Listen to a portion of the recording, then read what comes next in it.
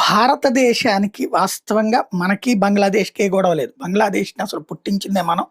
కానీ ఆ తర్వాత జరిగిన పరిణామాలు అంతా గూడా బానే ఉంది. కాపోతే అక్కడ బంగ్లాదేశ్‌లోని పాకిస్తానీ ప్రేమికులు భారత్‌ని ద్వేషిస్తుంటారు.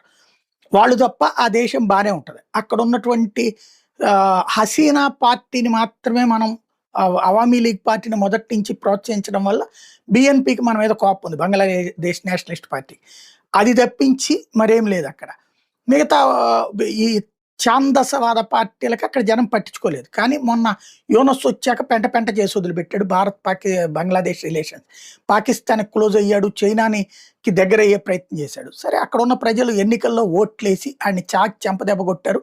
వాడు సృష్టించినటువంటి విద్యార్థుల పేరుతో పెట్టిన పార్టీ, వాడు సృష్టించినటువంటి పాకిస్తాన్ ప్రేమిక పార్టీ రెండిటిని గూడా జనాలు చీకొట్టారు. బీఎన్‌పీకి భారీ మెజారిటీ ఇవ్వడం ద్వారా